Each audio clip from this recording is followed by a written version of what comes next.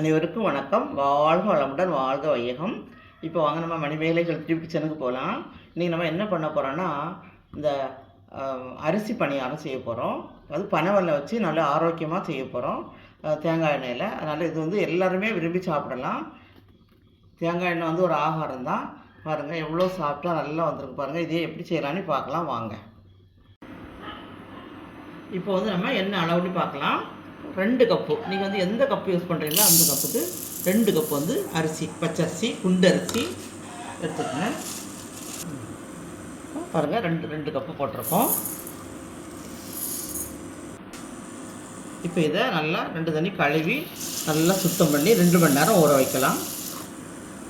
நம்ம அரிசி வந்து துணியில் வந்து நல்லா கிளறி விட்டு நம்ம அந்த ஈரம் போகிற அளவுக்கு எடுத்து வச்சுருக்கோம். பாருங்கள், ஈரம் இல்லாமல், ஆனால் ஈர அரிசி மாதிரி தெரியும், ஆனால் தண்ணி மாதிரி தெரியக்கூடாது. இந்த மாதிரி இப்போ நம்ம மிக்சியில் குறைன்னு அரைச்சி எடுத்துக்கலாம். பருக்க ஜல்லடையில் சலிச்சு எடுத்துருக்கோம். மாவு வந்து மிக்சியில் இதை போடும்போதே நைஸாக அரைக்கக்கூடாது, கொஞ்சம் குறப்பாகவே இருக்கும், நல்ல குறப்பாக இருக்கணும். இப்போ இதை வந்து ஒரு சுற்றி அப்படியே போட்டுடலாம். இது அப்படியே ஒவ்வொரு கொஞ்சம் பெருசு கிடக்கு பாருங்கள், அதனால் வந்து நம்ம ஒரு சுற்றிட்டு அப்படியே போட்டுடலாம். இப்போ ஒரு சுற்றியாச்சு. பருக்கனாவே தான் இருக்குது, அப்படியே பருக்கனாக போட்டுக்கலாம். இப்போ 2 கப்பு பச்சரிசிக்கு 1 கப்பு வந்து பனவெல்லம் எடுத்திருக்கேன். இந்த பனவெல்லம் வந்து இந்த அளவு தான் எடுக்கணும், ஆனால் இது வந்து கொஞ்சம் ஈரப்பதமாக இருக்கனால உள்ளே அமுங்கியிருக்கு, அதனால் அதிகமாயிரும். 1 கிலோ அரிசிக்கு வந்து 600 கிராம் கரெக்டாக இருக்கும். நீங்கள் உங்களுக்கு தேவையான இனிப்பு நீங்கள் பார்த்து போட்டுக்கோங்க. இப்போ வந்து 150 ml தண்ணி அடுப்பில் ஊற்றிக்கலாம். 150 ml தண்ணி இப்படி ஊற்றி அதை போட்டு நம்ம பாகு காய்ச்சி எடுத்துக்கலாம். 150 ml இப்போ நம்ம தண்ணி ஊற்றுறோம் இல்லையா, இப்போ நல்லா 2-3 கொதிச்சாச்சு, அவ்வளோதாங்க. இது ஒரு துளி பதம்னு சொல்லுவாங்க, கம்பி பதத்துக்கு முன்னாடி இந்த இதில் எடுத்துக்கலாம். இப்போ நம்ம ஸ்டவ்வை ஆஃப் பண்ணிக்கலாம். இப்போ நல்லா ஆற வச்சு வடிகட்டிக்கலாம். கொஞ்சமாக நிறுத்தி வச்சுருக்கேன், தேவைப்பட்டால் நம்ம ஊற்றிக்கலாம். எடுத்து இப்போ வடிகட்டிக்கலாம்.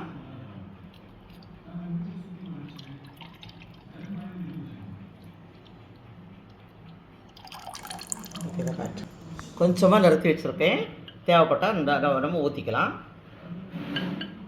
எடுத்து இப்போ மாவு போட்டு நல்லா கை வச்சு நல்லா பிசைஞ்சிக்கலாம். கொஞ்சமாக அப்படி போட்டு அப்புறமா கை வச்சு பிசைஞ்சிட்டு அப்புறமா போட்டுக்கலாம். இப்படி மாவு நல்லா கை வச்சு நல்லா ஒரு 2 தடவை நல்லா இப்படி பிசையணுங்க. பிசைஞ்சிட்டு வேறு தண்ணி பதத்தை பாருங்கள், இது கொஞ்சம் தண்ணியாக தான் இருக்கணும். இப்போ மாவு வந்து நல்லா குறப்பாக நல்லா தெரியுது கையில், அந்த மாதிரி தான் இருக்கணும். அப்போ தான் நல்ல புஸ்ஸுன்னு உப்பி வரும், டேஸ்ட்டாகவும் இருக்கும். இன்றைக்கி ஒரு சின்ன பழம் எடுத்திருக்கேன், இதை வந்து மிக்சியில் அடித்து இதில் சேர்த்துக்கலாம். நீங்கள் மஞ்சள் பழமும் பேயன் பழமும் தான் இதுக்கு ரொம்ப நல்லாயிருக்கும். ஆனால் இன்றைக்கி நான் மட்டி பழம் போடுறேன், பார்க்கலாம். இப்போ இது வந்து அடிக்க முடியாது, நல்லா அடிக்க வராது. அதனால் கொஞ்சமாக 1 ஸ்பூன் மாவு ஊற்றிக்கலாம். ஊற்றி நம்ம அடிச்சுக்குவோம். இப்போ இதை நல்லா நைஸாக அரைப்படிச்சு, அது பழம் வந்து நைஸாக இருக்கணும், திப்பி இருக்கக்கூடாது. திப்பி இருந்துச்சுன்னா அது வந்து நல்லா புஸ்ஸுன்னு எழும்பி வராது. இப்போ நல்லா ஒருக்கா கலந்து எல்லா இடம் வந்து பழம் சேர்கிற மாதிரி நல்லா பிசைஞ்சிக்கலாம். இப்போ குறைஞ்சது 1 மணி நேரம் வெயிட் பண்ணி ஊற்றினோன்னா நல்ல புஸ்ஸுன்னு எழும்பி வரும். ஆனால் வந்து 4 மணி நேரம் 5 மணி நேரம் பொதுவாக ஊற வச்சோம்னா சாஃப்டாக நல்ல மெத்துன்னு பலகாரம் கிடைக்கும். பலகாரம்னு நாங்கள் சொல்லுவோம், பணியாரம் கிடைக்கும். மாவு வந்து ஒரு 5 மணி நேரம் ஊறியாச்சுங்க. இப்போ நம்ம இப்படி நல்லா கலண்டி வச்சு நல்லா இப்படி கிளறிக்கிடணும்.